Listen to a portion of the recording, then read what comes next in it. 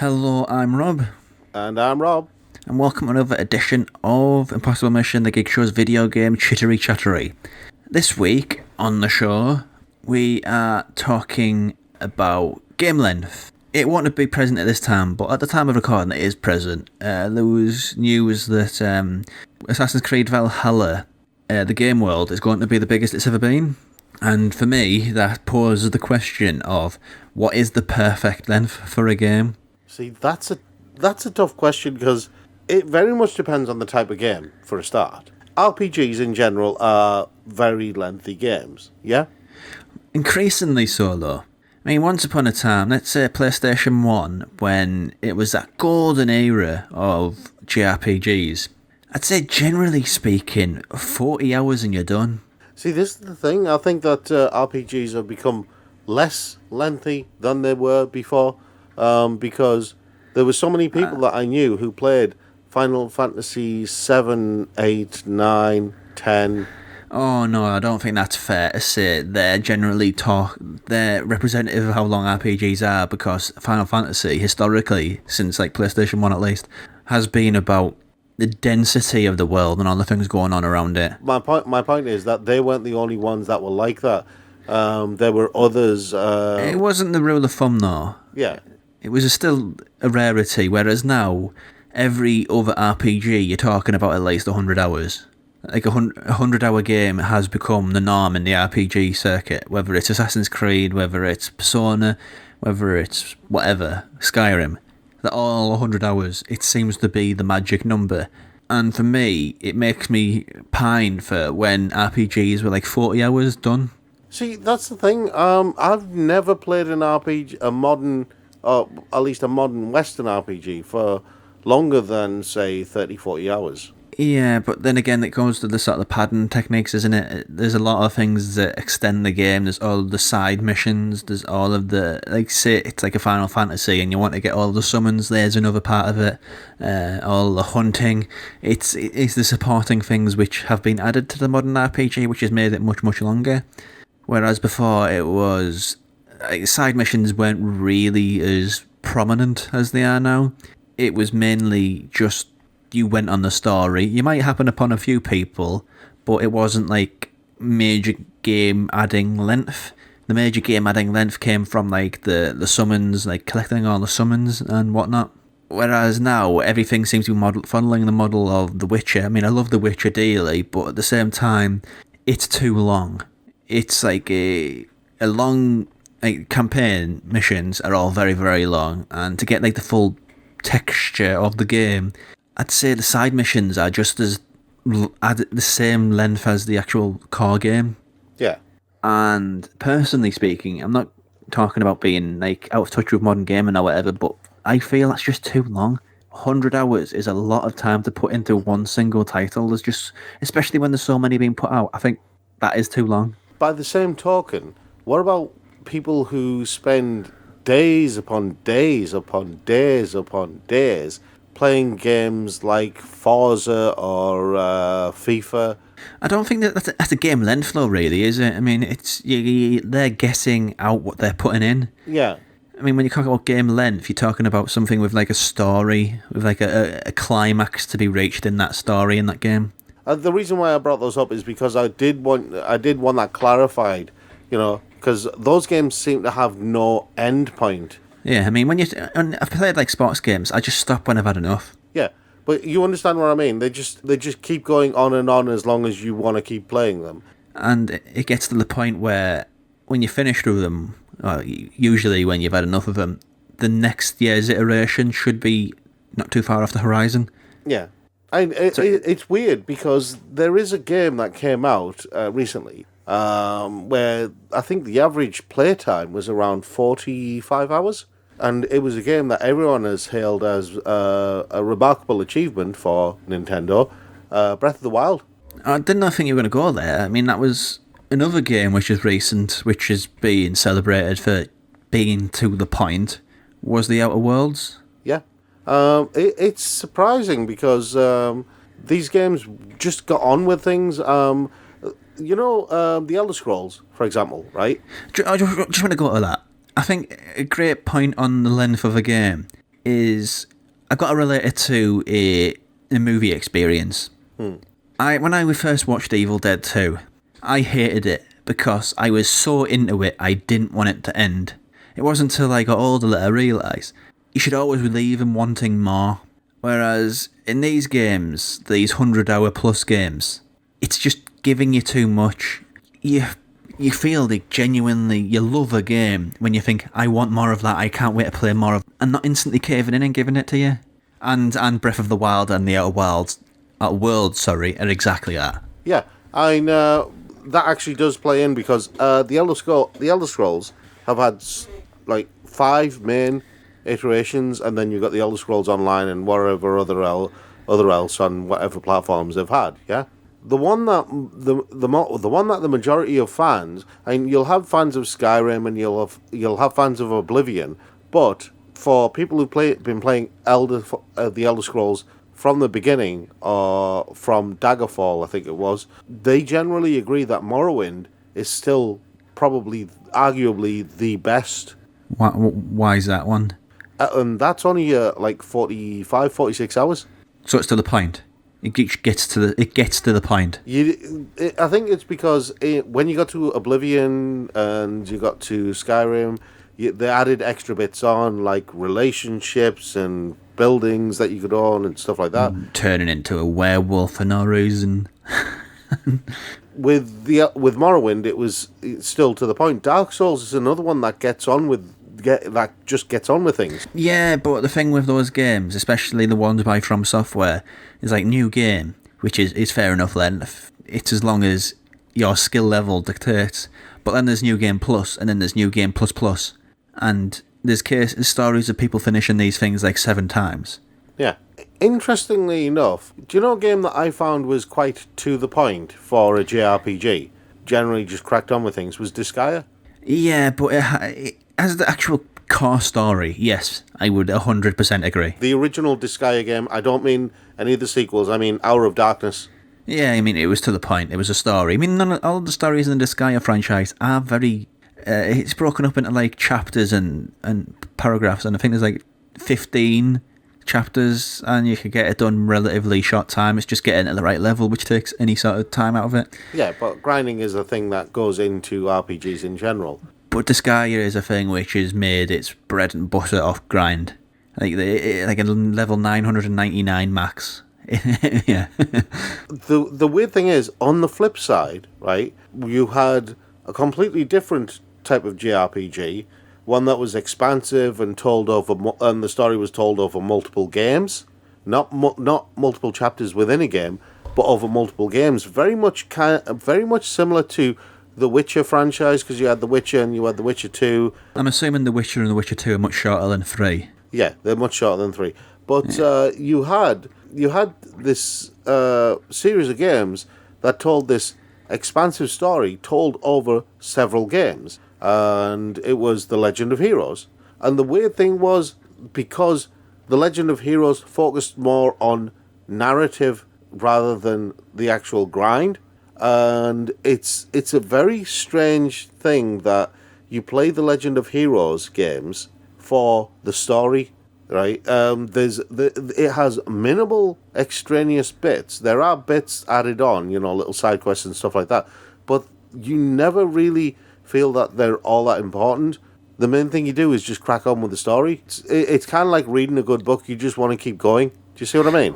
Well, the reason why you use like Assassin's Creed as the way into this conversation, yeah, I know Valhalla is like the biggest game world, so that doesn't mean it's the biggest game. Yeah. In the case of Assassin's Creed Origins, the one that I'm playing now, there's the story missions, which are fine, and it's about, the assassins and the Templars and the Origins, and how the Templars systematically take over somewhere. Yeah. And the story missions are you go off and kill the people who are part of the Templars. Whereas secondary missions is about liberating the whole country. Yeah. What's that game about? And it's just so convoluted and length added for length's sake. Yeah. That it's difficult, I'll be honest, which makes the pacing all out of whack, which I think is as good a segue as you're ever going to get to talk about linear games. Yes, it is. Because, yeah, let's be fair, the RPG is not linear. It's become synonymous with open world, and they've all sort of had this big all get together, and they're all the same thing, and they're all one and the same. Jumping back to Square Enix for 1 second, the last reasonably linear Square Enix game that I sat down and completed was Dragon Quest VIII. Well, Dragon Quest have never really been bothered by side quests. I'll just kind of get on with it. Yeah, but I mean, Dragon Quest VIII was the last one that I actually completed from Square Enix that was more linear than anything else. Yeah, it's go from here to here, and yeah, that's it really. And the story just happens. There's no distractions. Yeah, exactly. Whereas if you look at games where that historically, even though they've had multiple choices, in terms of narrative, in terms of how characters react to you, they've been quite linear. Dragon Age, for example, Dragon Age 1 and 2 were very linear. But Dragon Age Inquisition was a lot more open. There were a lot more branches to it. Yeah. When I talk about linear games, I mean some of the ones that I've played recently, like Uncharted 1 and 4, Devil May Cry, Prey. Oh, yeah. Prey is very, very linear.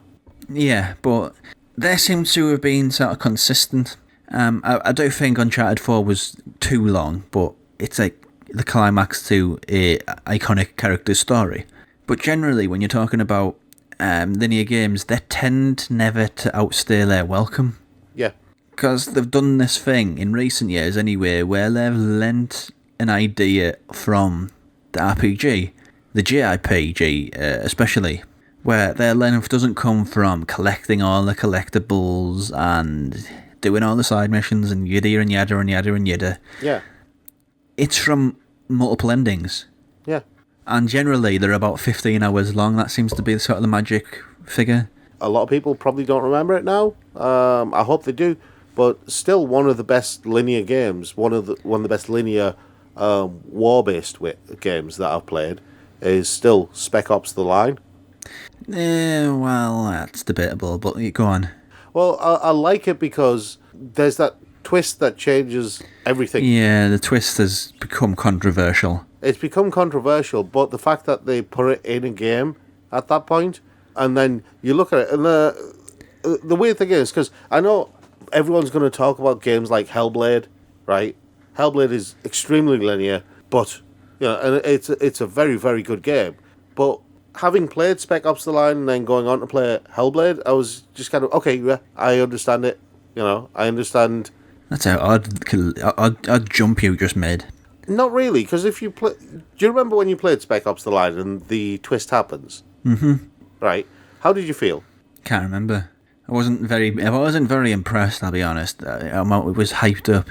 I thought there was other ways they could have done that message even back then. It's kind of heavy, incredibly heavy-handed. See, this is the thing. I went in to play Spec Ops: The Line without knowing anything about the twist. I'll be honest, I don't really pay much attention to what the internet says. It wasn't really on the time of the internet being a big influence on me, personally. Let's pick a different game then. Metro. What, Metro, the Russian first-person shooter? Yep. Metro's incredibly linear. Very much like The Last of Us in a lot of ways, in that there's the linearity of the story is one of the reasons why you play it.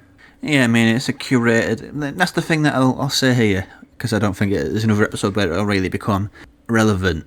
There's this thing where you can have like a really nice curated experience where you just follow the path and you experience the game as it doles out its developments every now and again. Whereas getting a bit heady, there's this thing called ludonarrative dissonance in open world games where you can have a story where you completely contradict the character that's been set out because it's giving you all the freedom in the world to be whoever you want to be, but the story plays out in a very strict way. Yeah. I've noticed that sometimes... Whereas just that pure curated experience is what I think linear games are best at. Yeah, it's weird that you bring that up because there's been so many occasions where I've been playing a game and I've been playing through the story of the game, And it comes to a point where I'm going, well, no, this isn't my character. My character does this and this and this. Doesn't. Well, a classic example is Rise of the Tomb Raider. The first Tomb Raider. She said, I don't want to kill people, but she's basically become a master expert at killing people with bare hands. But in a cutscene, she's, I don't like killing people. It's so hard. And she's wearing like a suit made out of an enemy's skin. Yeah, she's got like a necklace. She's got a necklace of scrotums and stuff like that. Yeah, that's how you know someone's gone off the deep end, when they've got a scrot necklace. Yeah, scrot necklace says it all. If you see anyone with a scrot necklace, just leave. Just jog on. Jog on. Just if they say they're thirsty, buy them a drink and jog on. They've clearly taken lockdown badly. Let's just say that much. Oh, taking lockdown badly, is it? Yeah. But generally I'd say like a perfect number for like a linear game where it's like telling a contained, to the point story. I'd say 15 hours is actually a bit long as well. Well, it's interesting you bring up the curated experience, because then you get things like Dear Esther. But they're much shorter, aren't they? They're like 3 hours? They are much shorter, but the thing is, that's exactly what you're talking about, though, that curated experience. Oh yeah, but that's like taken to a different level. I wouldn't say that's like a non-linear game. I'd say that's just a story. Well, but that's what I mean. It's the curated experience taken to the extreme. Everybody's gone to the Rapture, Dear Esther. But they're consistently like incredibly heavy narrative walking simulators. Yeah, but it's that curated experience that you're after. But you could also throw things like Journey in there too, because they're like a few hours long too.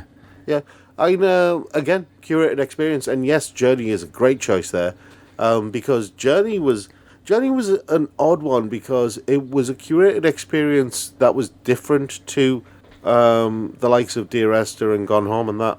Because there wasn't a story to it. It was just get this guy, this flag guy, up the mountain. But the thing is, the journey was the story as well. Yeah, but generally, I think if it's like that sort of game where it's about purely about the story, the gameplay is like so secondary. Yeah. You can bring all sorts of examples. The ones that you talked about, whatever. Like the episodes for the old Telltale games, they're similar, but basically about the story, so that sort of connects them together. I'd say a few hours. Yeah, well, I mean, if you look at games like Uncharted 2 was very linear as well, wasn't it? Whether you're jumping back to the linear games, but yeah. But I mean, Uncharted 2, did you play it for more than a few hours at a time? No, because it gets very repetitive. Yeah, do you know? See, this is the weird thing. At any single point, your brain can only process a certain amount of information. Yeah. Okay. Those linear games that only last a few hours, stuff like Dear Esther, right? That few hours that you've spent playing the game, because you could probably play the entire game in one sitting. Have you played Dear Esther? I've got it on my pile. It was like £1.80 on the PlayStation Store, but not played it yet. If you ever get a chance... okay, but you've played Gone Home, haven't you? Yeah, and I was really annoyed because it sets up this horror atmosphere and doesn't deliver. It's a massive tease. Yeah, but when you played it, you got absorbed in the atmosphere, yeah? Oh yeah, totally. It totally had me. So in retrospect, I probably really liked it. I'm just really frustrated that it didn't deliver on what it was offering. But did you play it all in one go? Give or take, yeah. Okay, see, this is the key thing, right? You can only play these games for a certain length of time, before your brain starts going, nope, I've had enough. It's about 2.5 hours, 3 hours gone on, took. And then it's done. And what you'll find is a lot of these curated experiences are only a few hours long by design. What they're doing, they're basically taking your attention for that set few hours that you're going to play the game, right? And then it's done, it's over. Whereas games like Uncharted and The Last of Us, Resident Evil... Well, I think in the case of... I will stand by Last of Us, the first one anyway, and claim that it is basically the perfect length for what that story is. Yeah. But the thing is, you couldn't play it all in one sitting, could you? No. That's the point I'm making. You could play it in chunks of like 2-3 hours, but you couldn't sit there and play the entirety of The Last of Us. because your brain literally could not handle it. Yeah. But that's like a nice rounding off point. If you were going to say there's one game which is the absolute perfect length, what is it? Now you're asking. And I pose that question to the wider audience as well. What is the game which is the perfect length? Not too short, not too long, exactly as long as it needs to be. Now you're asking, because a lot of the games that I can think of, they all had extra bits added on, side quests and, stuff like that. Perfect length for a game.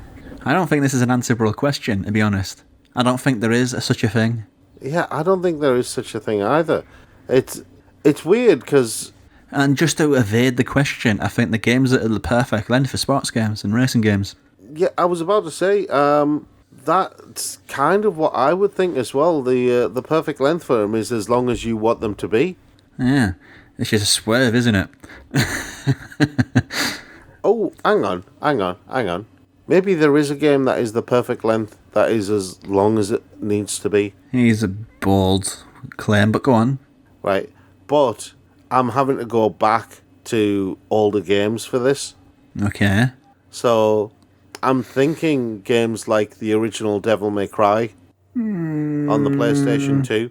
I'd actually say the original Resident Evils, like Resident Evil 1 and 2, because they're like 5 hours max. Well, that's what I was thinking. I was thinking, if you look at older games on the PlayStation 1, PlayStation 2, the original Devil May Cry on the PlayStation 2, I thought was just a nice, comfortable length, and when I finished it, I was fine, I have no strong memories of number 1.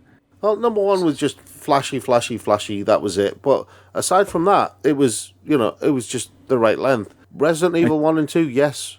Like Silent Hill 2, I'd say that was as long as it needed to be. I think just games, that was like the perfect time for game length. It's just got longer and longer and longer since then. Yeah, because a lot of the games then, you could finish in like half a day. Yeah, but now, my answer still remains the same, that it's basically, there's no game which is the perfect length modern game. It's just sports games and racing games. Yeah, it's weird how things have changed that much just in the matter of like 20 years. It's a long time when you think about it in a technology industry. That's a long time. But still, I asked that question to the people who were listening. Yeah, which game is exactly as long as it needs to be? What's the perfect... Which game has timed the length of the game to perfection? And on that, thanks for watching, and we'll see you next time.